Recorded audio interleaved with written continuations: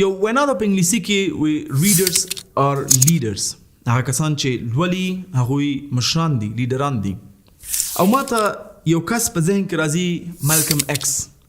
مالکم ایکس یو ځوان و چې په هیڅ نه پوهېدو بلکې جرم یې کړی و، بندي شوی و او په بندیخانه کې دا مسلمان هم شو، مشهور ځوان دی، تاسو پوهېږم چې بیا امریکا CIA هم ووژو.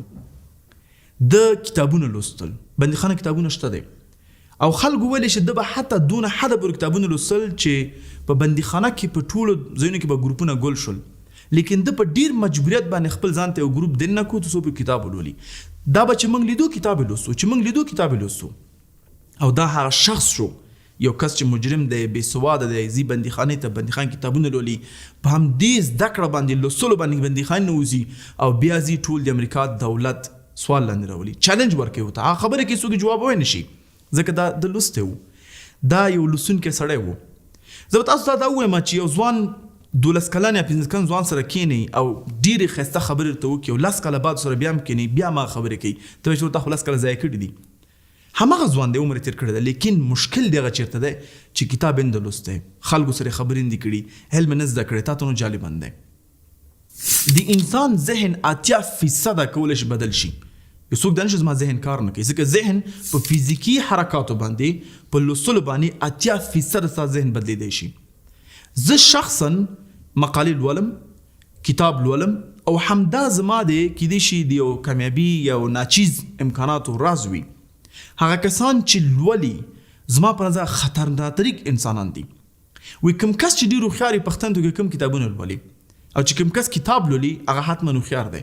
نور نو خویندو چې کتاب لولي دا ډېر مهم دی. څو شیان باید په نظر کې وساتئ. یو دا چې چیش باره کې ته ډېر تا ته چی شی مهم دی او په هغه موضوع کتاب ولوله. دویم د کتاب اولین آوټلاین وګوره چې چی شی دی، ټیبل اف کانټنټ ته وګوره، په هغه کې وګوره تا ته کوم موضوع مهم ده هغه وګوره. یو وخت کې ما کتاب اول نه شروع کړ تر اخره پورې، لیکن اوس دا کار نه کوم. زه کتاب ته ځم، ګورم کوم موضوعات پکې ماته مهم دي، هغه راخلم، هایلایټ کوم، خبره ختمه. او په دې ته امید مه ساته چې کتاب کې ته هر څه لوستی دي ته باید دا ټول زده کړې. نه، د کتاب هیڅ کله داسې نه کېږي، لیکن یو شی کېږي چې ستا فکر جوړوي، شخصیت دې جوړوي، حرکات دې بدلوي، د خبرو طریقه دې بدلوي، یو څو لغاتونه ته نوي بخي. همدا ځان سره واخله چې ته 100 کتابونه ولولې، فکر د هر یو کتاب نه ته چې زده کړل نو ته به چې واقعا یو ځل فکر کړو خویندو چې تا کوم کتابونه لوستي دي هغه په تا باندې مثبت تاثیر راوستی دی، بل راوستی دی، نو ته باید نور هم ولولې. یو طریقه چې ما تر خپل دا طریقه ما ته ګټه رسېده، غواړم تاسو طریقه هم شریک کړم. هغه طریقه دا ده، خپل دوستانو منځ کې لوبه شروع کړئ، یا خپل مېرمن سره شروع کړئ، خپل پلار، خور، مور، هر چا شروع کولی شي، شروع کړئ. یو کتاب هغوی ته ورکړئ، یو کتاب تاسو واخلئ، هغوی دغه کتاب ولولي، ته هم هغه کتاب ولوله په دین نه یو هفته کې. که چیرته په هغه کتاب کې ته دغه نه پلس پوښتنې وکړه، که هغه لسو کې اووم صحیح جواب کړې خطر ښه، که جواب یې نه کړې هغه به 3 ورځې روژې نیسي، او که تا جواب کړې نو ته روژه نه نیسي یا میلماني پې وړوه. ځکه په اسلام کې دغه شرط جایز دی. کوم شرط جایز دی؟ مثلا تا ته وایم که هغه ځای ته ورسېدلې زه تا ته 100 افغانۍ در کومه، که ونه رسېدلې خبره ختمه. دا شرط جایز دی، لیکن دا شرط ناجایزه دی چې ونه رسېدلې ما ته به 100 افغانۍ راکړې، که ورسېدې در کوم. دا شرط باید ناجایزه دی. نو که کتاب څوک ولولي او ته ورکړې، که ودې لوستلو پوښتنې جواب یې کړې، روژه نه نیسې، که نه 3 روژې ونیسه. هم د کتاب ولوستو خپل ځان ته ګټه ورسوله، هم د خپل آخرت جوړ کړو. کولی شي بل شرط پې کېدی، نو همدا شرط یو بل سره کېدی، یو بل تشویق کوي او کتابونه ولولئ. چې کوم کتاب نه زړه تنګ شو بل راواخله، ته کولی شي بیا څو کتابونه ولولئ.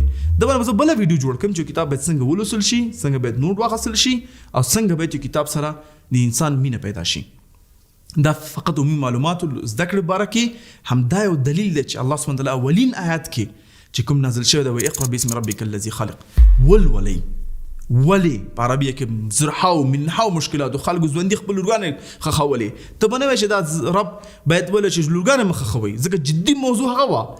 لیکن الله سبحانه وتعالی خالق د کائناتو، مالک د ټولو حکمتونو، په دې پوهېدو چې هر مشکل په لوستلو حل کېږي. او موږ متاسفانه موږ یې لایق نه لولو. او سروې هم شوی وه، ته ورشه امریکا ته، ته ورشه اروپا ته، استرالیا ته، په ټرین کې نور ځینې هر سړی به کتاب لولي، په تیاره کتاب لولي. او زموږ افغانان به څه کوي؟ په تیاره کې چې ناست دي، د یو قون نه بل قون دغه کوي، ای صاحب سلام علیکم، ته ښې په خیر یې، هلته هم وخت ضایع کوي، په مجلسونو کې هم وخت ضایع کوي، په احمد و محمود به قصې کوي، غیبتونه به کوي. نه لوبه مو کوئ قصې مو کوئ لیکن کتاب ته حتما وخت ورکئ. بیا لوستل 2 طریقې هم شته دی. یا ته ووایې زه هره ورځ نیم ساعت کتاب لولم یا ووایې چې هره ورځ زه 10 ورقې کتاب لولم او دا که جاړم که خاندم دا کار کوم چې یو دفعه ورسره عادت شوي لکه څنګه زمونږ وجود غذا ته ضرورت لري زمونږ فکر زمونږ دماغ هم او زمونږ روح هم غذا ته ضرورت لري چې هغه د الله ذکر دی او علم لا ضرورت دي. نو امید لرم دا ویډیو تاسو مفید وي، که مفید وي نور سره هم شریک کړئ.